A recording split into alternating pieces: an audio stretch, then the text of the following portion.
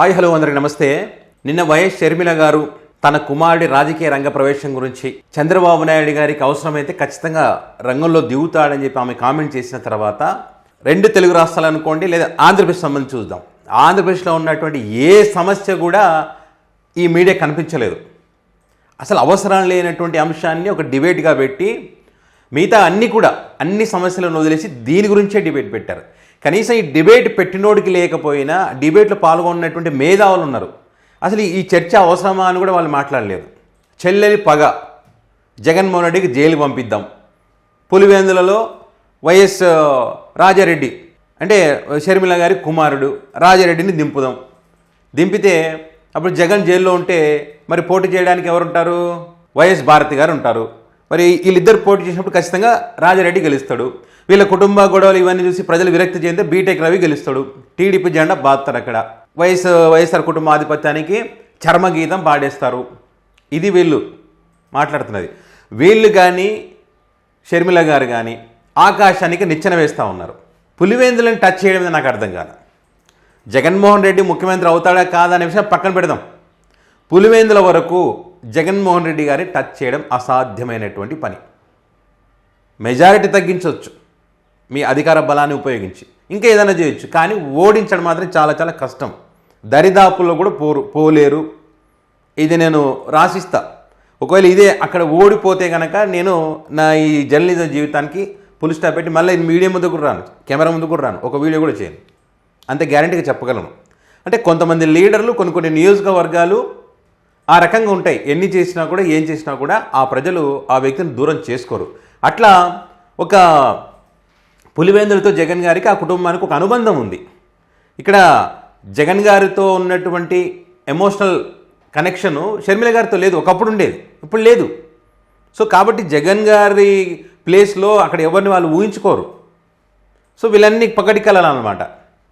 ఇట్లాంటి పనికి మళ్ళీ డిబేట్లు పెట్టి ఆ పగ ఈ పగ చెల్లెల పగబట్టి సాధిస్తా, అండమాన్ పంపిస్తా, ఈడికి పంపిస్తా, కలలుగా అంటున్నారు. జైలుకి ఎట్లా పంపిస్తారా జైలుకి? నాకు అర్థం కాదు. ఇదేంకోసం పంపిస్తారు? అధికారం ఉంది కదా, రెడ్ బుక్ రాజ్యాంగాన్ని అమలు చేసి పంపిస్తారా? వాళ్ళు మాట్లాడుతున్న విచిత్రం అనిపించింది నాకైతే, నిజంగా చెప్తున్నా. ఇంకా విచిత్రం ఏంటి తెలుసా? మొన్నటి వరకు రాజారెడ్డి రాజ్యాంగం,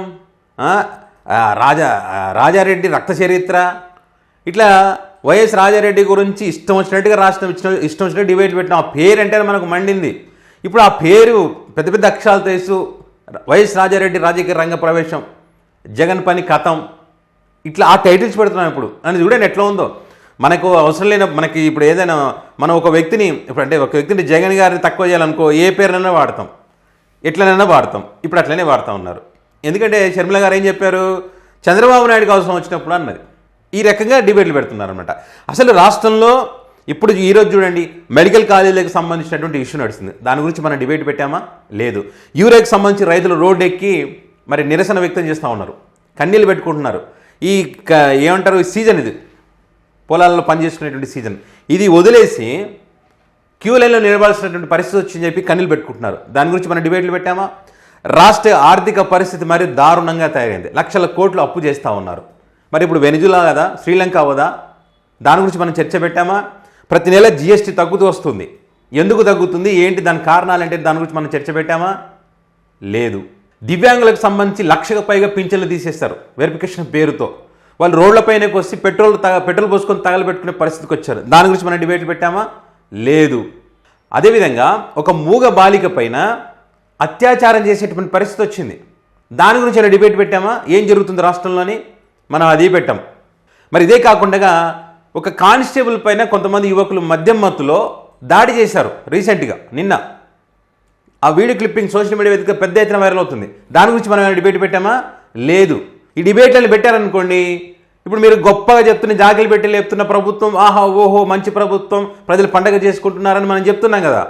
ఇదంతా అబద్ధం అని చెప్పి, ఇది తేలుతుంది అని చెప్పి ఈ నిజాలు చెప్పకుండా దాచేసి ఇట్లా పనికి మాలినటువంటి డిబేట్లు పెట్టి మనకిష్టం వచ్చినట్టుగా మాట్లాడేసి ఆకాశానికి నిచ్చెనలు వేసి అందరినీ జైలుకి పంపించేసి మనం కొత్త చట్టాలు క్రియేట్ చేసి సెక్షన్లు పెట్టి అన్నీ మనమే చేసేస్తాం. విచారణలు మనమే చేస్తాం, తీర్పులు మనమే ఇస్తాం, శిక్షలు మనమే ఇస్తాం, అన్నీ వేసేస్తాడు కూర్చొని, ఏసీలో కూర్చొని. కొంచెమనే ఉండాలి మనకు. కనీసం ఆడ ఉన్నటువంటి మేధావులకన్నా అర్థం కాలేదు. నాకు అర్థం కాదు. ఇది అవసరమైన సబ్జెక్టా? దీనికోసం వచ్చింది ఇప్పుడు ఏంటి? దీనివల్ల అవసరం లేదు కదా. రాష్ట్రంలో అనేక సమస్యలు దాని గురించి పెట్టండి డిబేట్, దాని గురించి మాట్లాడంటే అట్లా ఏమీ లేదు. మనకు పక్కనోడి మీద ఏడవడమే కావాలి. ప్రజల ఏడుపు మనకు సంబంధం లేదు. ప్రజలు ఏడుస్తున్నారు కదా, బాధపడుతున్నారు కదా, ఆరోగ్యశ్రీ కోసం బాధపడుతున్నారు కదా, ఆర్థిక ఇబ్బందుల నుంచి బాధపడుతున్నారు కదా, వాళ్ళ జీవితాల్లో నాశనం అయిపోతున్నాయి కదా, మన రాజధాని పరిస్థితి ఏంది, కోట్లు ఖర్చు పెడుతున్నాం, ఇటు చూస్తేనేమో అది మరి డెవలప్ అయ్యేటువంటి పరిస్థితులు కనిపిస్తున్న చర్చ నడుస్తుంది, మేధావులు వద్దు అని చెప్తున్నారు. ఇట్లా ఏదైనా రాష్ట్రానికి, రాష్ట్ర ప్రజలకు ఉపయోగపడే ఏ చర్చ, ఏ డిబేట్ మనం పెట్టాం. మనకు కావాల్సింది ఇలాంటి డిబేట్లు పెడతాం, హాయిగా ప్రజల మీద ఏమంటారు అబద్ధాలు ప్రజలకు నమ్మించే ప్రయత్నం చేస్తాం. ప్రజలేం పిచ్చోళ్ళు కాదు, మీరు ఏది పెడితే అది నమ్మడానికి. ఒకప్పుడు నమ్మినారు, ఇప్పుడు లేదు. ఇప్పుడు సోషల్ మీడియా అనేది ఒకటి వచ్చింది. ఇప్పుడు ఒక నాణానికి ఒకవైపు చూపించారు, రెండో వైపు ఏంటనేది సోషల్ మీడియా చూపిస్తుంది. కాబట్టి ఈరోజు చంద్రబాబు నాయుడు గారు భయపడిపోయి ఒక కమిటీ కూడా ఇస్తారు. అది సోషల్ మీడియా యొక్క పవర్. కాబట్టి మీ అబద్ధాలు ఎల్లకాలం నడవవు, నమ్మరు కూడా. సో కనీసం ఇప్పటికైనా ఇట్లాంటి మానేసి ప్రజల సమస్యలకు సంబంధించి డిబేట్లు పెట్టంటారు నాయన. వచ్చిన మేధావులైనా చెప్పండి కనీసం వద్దు అని చెప్పి. సో మరి దీనికి సంబంధించి మీ అమూల్యమైనటువంటి అభిప్రాయాన్ని కామెంట్ రూపంలో పెట్టగలరు.